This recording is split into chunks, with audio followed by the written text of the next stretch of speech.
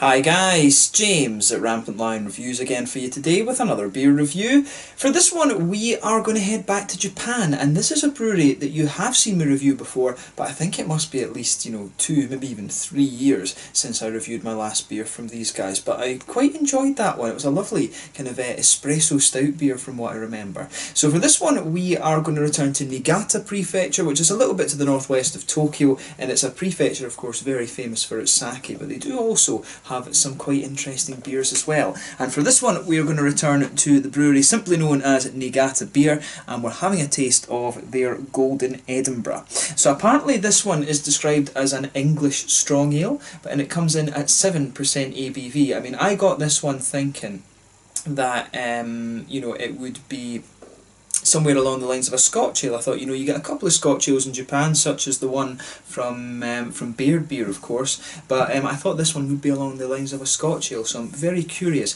to see how this one turns out. It's a bit strange that it's an English strong ale when it's named after the Scottish capital, of course, but very curious to try this one. I always enjoy doing these Japanese beers for you here on the channel, and as always I hope you guys enjoy my take on this one then. So anyway, as is usual with my reviews then, I'll tell you a little bit about the brewery. If you want to get straight to the tasting, just fast forward. All the usual links are in the description below. That's the brewery website, the link to my other reviews that I've done from Niigata Beer before. Hopefully I can add some more in the near future. There's all the usual social media. If you want to see more beer reviews, do please consider subscribing to the channel. The whole channel of course has a geography based tagging system, so you can go into the home page and search for beer based on country, city, state, county, prefecture, whatever it is you're interested in.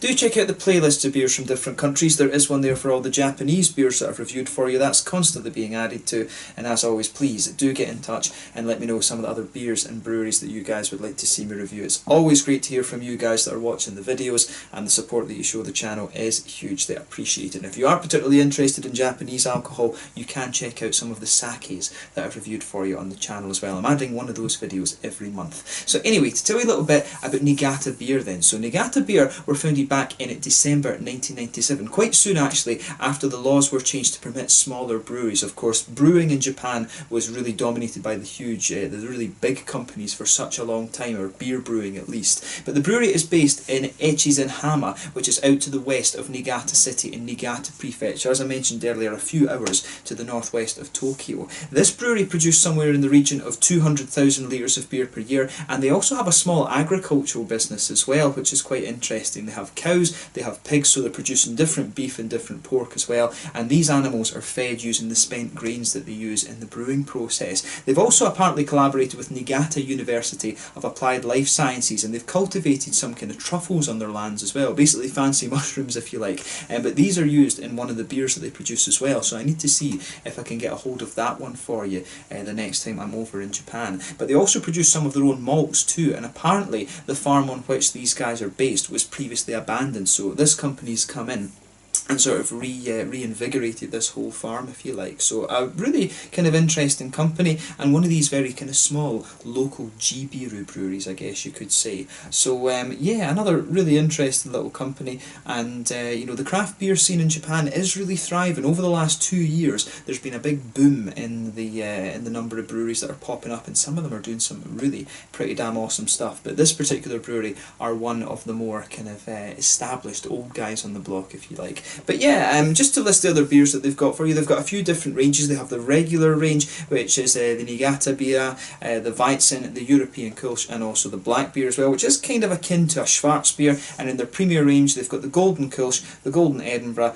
the Espresso Beer, which you've seen me review before, and the Eisbier, which I think is somewhere along the lines of an Eisbock. And they also have some low malt, which I think are Hapo shows, and some alcohol-free beers as well. So yeah, they've got a good little range of stuff, but like I say, this is one that I wanted to review for you guys just because, pretty much because of the name, and I thought it might be akin to a Scotch ale a little bit. I'm very curious to see how this particular beer turns out. But yeah, that's all you really need to know about Niigata Beer for the moment. The brewery website, I'll put that in the description below, and of course you can follow them on Facebook and things like that, and that will keep you up to date with all the latest goings on. I don't know if they have an Instagram, but if they do, I'll make sure that's in the description for you below as well, and of course you can search that for yourself. But yeah, let's get on to the actual tasting of this beer itself then. I'll just let you have a little look at the artwork of this one before we open it up. So yeah, I can see that the artwork that they have on this one is, you know, very kind of old school. You can see the castle up on the hill. Edinburgh, of course, is very famous for that big castle in the middle of the city up on the old dormant volcano. Not as old as the castle in my hometown of Stirling, right enough, and I guess not, you know, depending on what era of history you're in, Stirling Castle, of course, was a lot more strategically important than Edinburgh Castle was. But yeah, nice little bit of artwork on there. Very kind of old sort of British pub painting kind of style artwork. This one, the artwork on this really reminds me of the wallpapers that you'll see in some of these very old English pubs actually. But yeah, nicely presented beer, this one, very kind of classic. The Japanese, of course, are very into these you know, sort of British style things, if you like, so I can see exactly why they've chosen this sort of artwork for this. It's not a surprise at all. But there you can see the different phases of the moon on the top of the bottle cap too, which is very interesting. And they use the moon in quite a lot of their beers, if you like. But yeah, like I say, Niigata, a prefecture very famous for its sake. I've reviewed a couple of sakes now from Niigata Prefecture, and they have a few little breweries there too. But yeah, let's get on to the tasting of this beer then. So like I said, this one is supposed to be a 7% sort of English style Scotch, sort of English style strong ale rather, not a Scotch ale.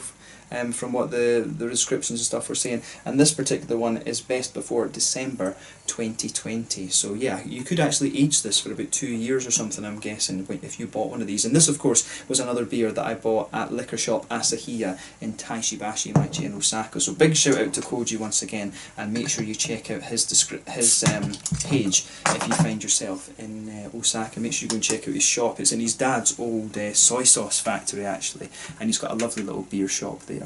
So yeah, let's get this guy out and we will get on with the tasting then. So this is quite definitely not what I expected from this beer. This actually looks more like a stout or something like that.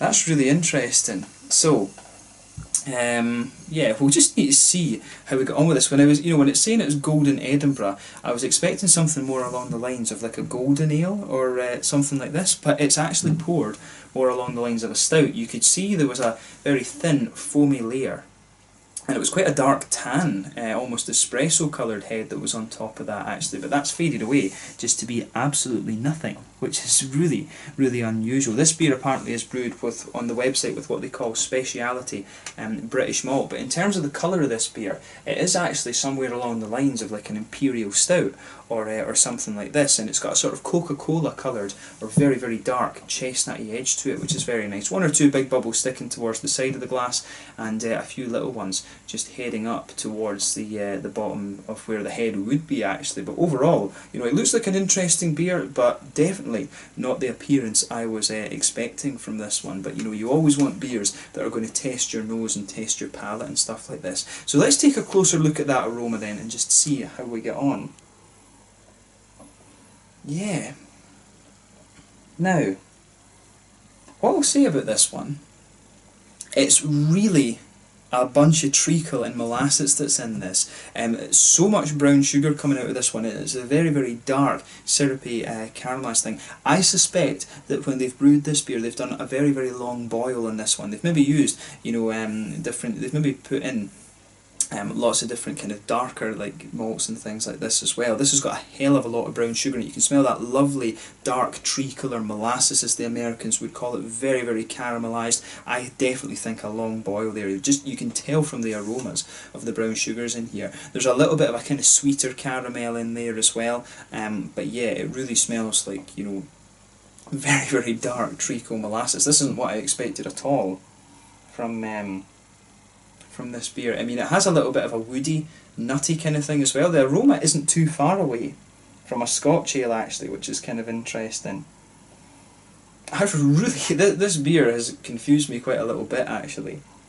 So on the hoppy side of things, you can pick up that there's a little bit of earthiness in there. There is a little touch of grassiness to it as well, but that's very minimal. You know, it's the brown sugars all the way that are pushing their way out of this one. It almost smells a little bit like a sort of alcoholic cake, if you like, which is really interesting, like, you know, kind of rum cake or something like that. It has that lovely brown sugar, you know, definitely some sort of oaky, woody notes in there, maybe even a little bit of a touch nutty too, and there's a good little bit of a red fruity ester kind of coming out of this beer also.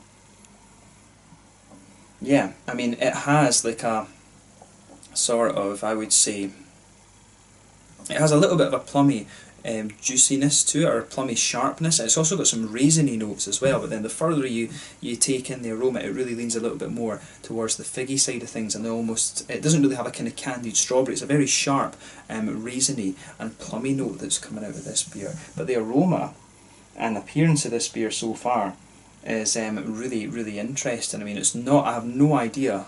I've got a rough idea of what this one's going to taste like in the flavour, but I'm very curious to see if we can fit it into a specific style bracket. So yeah, without further ado then, let's have a taste of this beer. As I always say, take a little bit of time and enjoy the aroma of the beer before you get stuck in. But this one I think will be really pretty interesting. So this one is the Golden Edinburgh, the capital city of named after the capital city, of course, of my home country, from Niigata Beer in Niigata Prefecture in Japan. Let's get stuck into this one. Slanje, Skål, Kampai.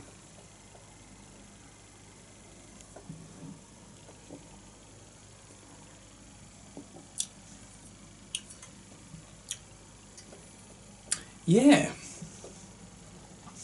that's interesting because it reminds me a little bit of some of the old ales, if you like some of the English old ales. It's really more like that, which is kind of interesting.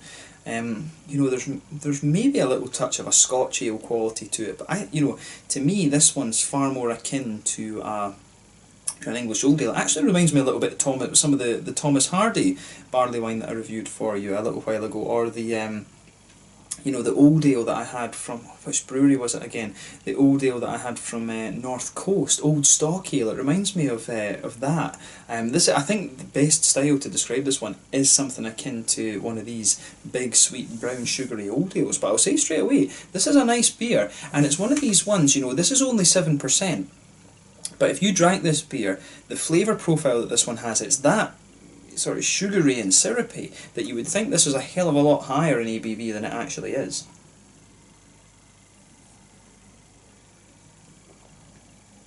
I'm just going to check that actually, that it is only 7%.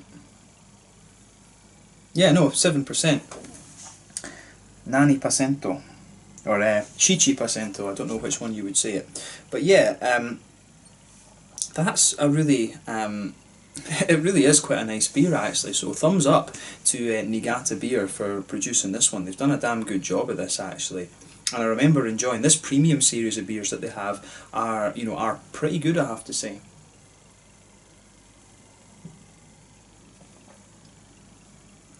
So yeah, let's try and break the flavour of this one down then. And again, one of the things I'm noticing about this beer as a first impression, as I always say with these Japanese beers, it doesn't matter what brewery you go to or what kind of style it is, Japanese craft beer always has that kind of distinctive drinkability to it, and even with a beer that's as big and syrupy as this, it still has a little bit of lightness to the mouthfeel, and it's easy enough to drink. So in the middle of your palate then you can feel this nice sort of bready quality that just blankets the middle of your palate, but that's quite minimal actually. It kind of evolves the further you go into the aftertaste to be a little bit more woody. I would say it definitely becomes a little bit more of a slightly woody mouthfeel to this one. If you go into the very centre of your palate, that's where you get these nice brown sugary notes. There is a little bit of a sweeter kind of caramel in there, but there's some biscuity notes, a little bit of a biscuity, grainy quality to this one. And the further you go out from that middle of your palate, you start to get a little bit more of the darker caramelised treacle and molasses flavours to this one. And they come out a little bit more. The beer does start to sweeten up a little bit more the further you go into the aftertaste. If you come forward from the very centre of your palate towards the front of your tongue, there is a little touch of a nutty note in there too, which is very nice.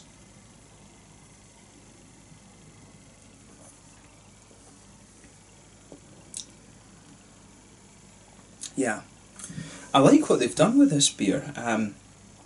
It's not quite as syrupy and cloying, if you like, as some of the beers that you're going to find from in this old ale category, if you like. I really think, to me, I would categorise this beer as an old ale rather than anything else. It does have a few Scotch ale elements to it, but yeah, I would definitely say that this one's more. an old ale rather than anything else. But as I say, maybe it is.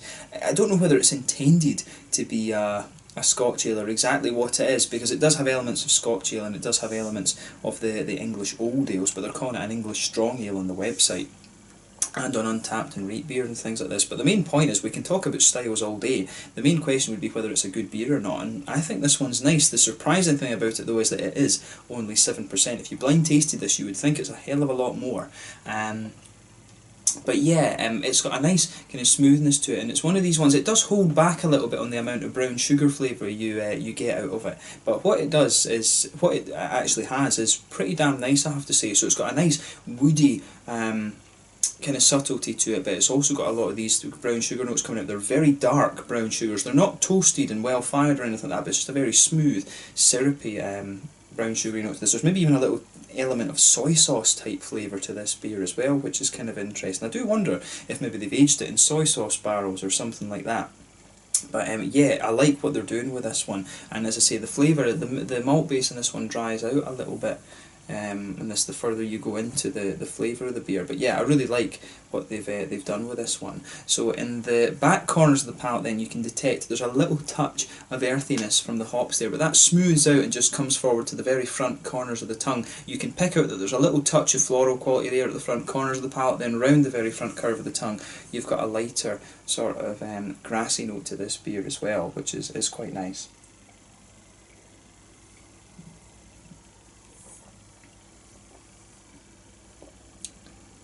Yeah. And behind the front curve of the palate, of course, you've got a little bit of that oily bubble that I always talk about, with those nice juicy fruity esters start to come out of the beer. For me, it's a little bit juicier than it comes across in the aroma. In the beginning of the flavour, you do get some of the slightly sharper notes that you'd expect of like plums or raisins or stuff like that, but the further you go into the flavour, you get more of the slightly juicier figgy red fruit notes out of this beer, and that kind of stays there the further into the aftertaste you go. It maybe evolves to be a little bit of an almost kind of slightly blackberry type flavour out of this beer as well, and there is almost a little touch of a cakiness, a sort of rum cake, rum and raisin kind of flavour coming out of this one towards the front of the palate too, which is very, very nice. And the woody flavours do start to come off the palate a little bit more, again, the further that you go into the aftertaste. But as I said, this is a really, really nice beer, and it's quite unique. It's got elements of Scotch ale to it, but it definitely leans a little bit more towards the English kind of the English old ale type thing. It reminds me a little bit of Thomas Hardy's or Old Stock Ale, or you know, something along these kind of lines. The old ale as well, I forget the name of it, the Better Half, Old Curmudgeon, that's it, Old Curmudgeon from Founders Brewing Company over in America. This beer has a little bit of a remnant of that actually.